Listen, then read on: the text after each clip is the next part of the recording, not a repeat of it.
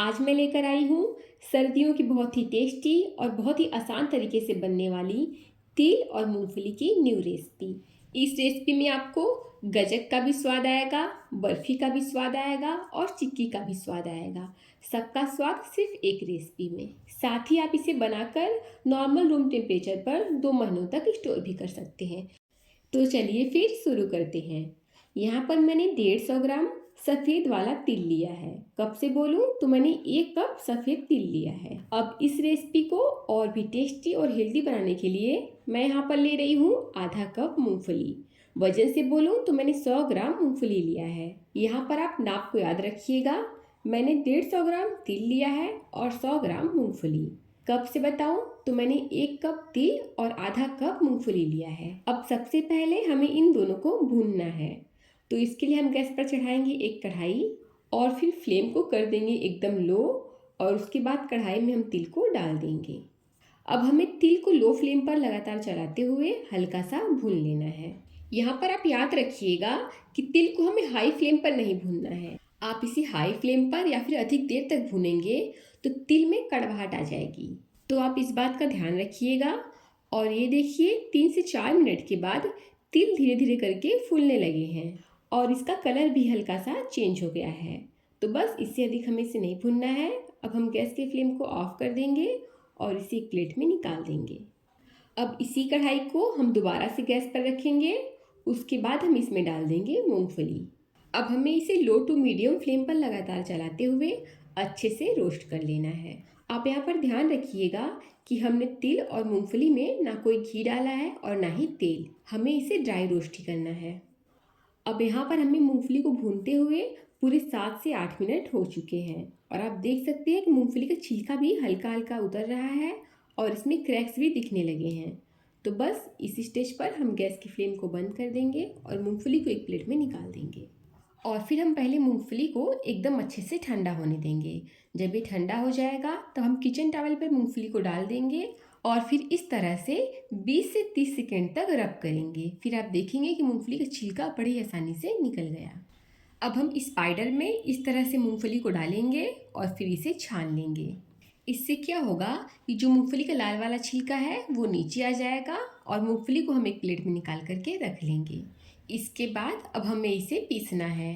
तो इसके लिए आप एक ग्राइंडिंग जार ले लीजिए और उसमें सारे मूंगफली को डाल दीजिए। अब हमें इसे हल्का दरदरा पीस लेना है। इसके लिए आप मिक्सी को चलाइए, फिर रोकिए, फिर चलाइए, फिर रोकिए। इसी तरह से आपको इसे पीसना है। लगातार आपको मिक्सी ग्राइंडर को नहीं चलाना है। और ये देखिए मैंने मूंगफली को हल्का दरदरा पीस लिया है। अब बारी है तिल को पीसने की। यहाँ पर सबसे इम्पॉर्टेंट पॉइंट ये है कि तिल और मूंगफली को हमें पीसने से पहले पूरी तरह से ठंडा कर लेना है। दूसरा ये कि हमें मूंगफली और तिल को दरदरा पीसना है। ऐसा समझिए कि तिल जो है वो हल्का हल्का दिखना चाहिए। ये देखिए इस तरह से हमें इसे दरदरा पीस लेना है। अब तिल को भी हम मूंगफली वाले बाउल में डाल देंगे। अब इस रेसिपी को और भी टेस्टी बनाने के लिए मैं इसमें डालूंगी 3 टेबल स्पून मिल्क पाउडर।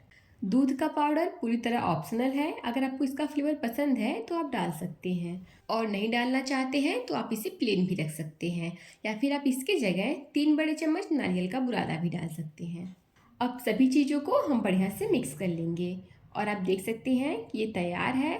इस रेसिपी में मिठास के लिए मैं ना ही इसमें चीनी का इस्तेमाल करूँगी और ना ही बूरा का। मैं इसे हेल्दी बनाने के लिए गुड़ का इस्तेमाल करूँगी। तो यहाँ पर मैंने लिया है 250 ग्राम गुड़ और गुड़ को मैंने ग्रेटर से ग्रेट कर लिया है। आप चाहें तो गुड़ को चाकू से भी छोटे छोटे टुकड़ों में काट सकते हैं। गुड़ को ग्रेट करने से क्या होगा कि जब हम इसे मेल्ट करेंगे तो ये बहुत ही आसानी से और बहुत ही जल्दी मेल्ट हो जाएगा। अब हम गैस पर चढ़ाएंगे एक कढ़ाई और फिर उसमें डाल देंगे 1 बड़े चम्मच देसी घी। घी डालने से जो हमारी रेसिपी है वो सॉफ्ट बनेगी और टेस्टी भी बनेगी। साथ ही हम इसमें डाल देंगे क्रश किया हुआ गुड़। अब यहीं पर मैं डाल रही हूँ 2 बड़े चम्मच पानी, जिससे कि गुड़ बढ़िया से मेल्ट हो जाए और जले भी नहीं। ज़्यादा पानी हमें इसमें नहीं डालना है, बस 2 टेबल स्पून डालना है। अब हम गुड़ को तब तक पकाएंगे जब तक कि ये पिघल न जाए। साथ ही हम इसे लगातार चलाते भी रहेंगे। और ये देखिए लो फ्लेम पर हमें गुड़ को पकाते हुए लगभग 4 से 5 मिनट हो चुके हैं और आप देख सकते हैं कि गुड़ में से झाग आना शुरू हो गया है। तो बस इस स्टेज पर हम तिल और मूंगफली वाले पाउडर को इसमें डाल देंगे। इस वक्त हम गैस की फ्लेम को लो ही रखेंगे और फिर मूंगफली और तिल के पाउडर को फटाफट से गुड़ में मिलाएंगे। अब इसे इस तरह से हम लगातार चलाते हुए पका लेंगे। तब तक पकाएंगे जब तक गुड़, मूंगफली और तिल कढ़ाई की तली को छोड़ने ना लगे। यहाँ पर हमें मूंगफली, गुड़ और तिल को पकाते हुए पूरे 1.5 से 2 मिनट हो चुके हैं और आप देख सकते हैं कि मिक्स जो है वो पैन को छोड़ने लगा है। तो बस ये एकदम परफेक्ट है। अब जैसे जैसे इस पर हवा लगता जाएगा ये सेट होता जाएगा, इसीलिए हमें इसका सारा काम गर्म में ही कर लेना है। तो सबसे पहले हमने गैस की फ्लेम को ऑफ कर दिया है और फिर इस मिश्रण को 1 से 2 मिनट के लिए हल्का सा ठंडा कर लेंगे। अब मैंने लिया है इस तरह का एक प्लास्टिक का शीट। अब इसके ऊपर हम हल्का सा घी से ग्रीस कर लेंगे। अब सारे मिक्स को हम शीट पर रखेंगे और इस तरह से शीट से ही इकट्ठा कर लेंगे। बस 3 से 4 बार हम इसे इस तरह से करके चिकना कर लेंगे। उसके बाद इसका एक रोल बना करके तैयार कर लेंगे।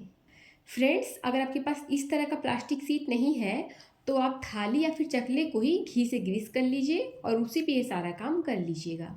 तो यहाँ पर आप देख सकते हैं कि मैंने गुड़ का एक लंबा सा रोल बना करके तैयार कर लिया है और यहाँ पर आपको रोल को गुड़ के गर्म होने पर ही फटाफट से बना लेना है, क्योंकि जब ये ठंडा हो जाएगा तो गुड़ सेट हो जाएगा। अब यहाँ पर मैं ले रही हूँ बारीक कटा हुआ पिस्ता और पिस्ता को हम रोल के ऊपर डालेंगे और फिर रोल को 1 से 2 बार और घुमा देंगे ताकि पिस्ता अच्छे से सेट हो जाए रोल में। पिस्ता से गार्निश करना पूरी तरह ऑप्शनल है। आप चाहे तो इसके जगह कोई और भी ड्राई फ्रूट्स ले सकते हैं या फिर इसे प्लेन रख सकते हैं। अब हम इसे 5 से 6 मिनट के लिए सेट होने देंगे। जब थोड़ा सा ये सेट हो जाएगा तो इसे काटना आसान हो जाएगा। और ये लीजिए 5 से 6 मिनट हो गए हैं। अब हम इसे इस तरह से आधे आधे इंच का कट कर लेंगे। ये देखिए कितना शानदार टेक्सचर आया है इसका। फ्रेंड्स, जैसे मैंने इसका रोल बनाया है आप ठीक इसी तरह से इसको बर्फ़ी की तरह भी जमा सकते हैं। जैसा आप चाहें अपने पसंद के हिसाब से इसे शेप दे सकते हैं। फ्रेंड्स, अभी थोड़ा सा गर्म है इसीलिए हल्का सा नरम है।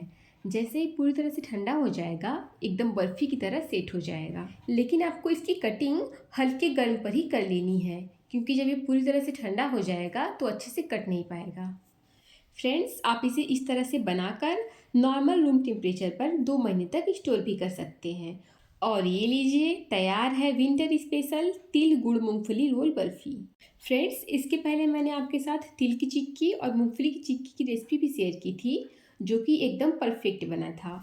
अगर आपने वो वीडियोस नहीं देखे हैं तो उसका लिंक मैं आपको डिस्क्रिप्शन में दे दूँगी, आप वहाँ पर जाकर देख सकते हैं और परफेक्ट मूंगफली और तिल की चिक्की घर पर ही बना सकते हैं। फ्रेंड्स, उम्मीद करती हूँ कि आपको आज की रेसिपी बहुत पसंद आई होगी। रेसिपी अच्छी लगी हो तो वीडियो को लाइक कीजिए, चैनल पर नए हैं तो आपके अपने चैनल भोजन अप को सब्सक्राइब कीजिए, साथ ही साथ शेयर और कमेंट भी कीजिए। मिलते हैं अगली वीडियो में। Thank you.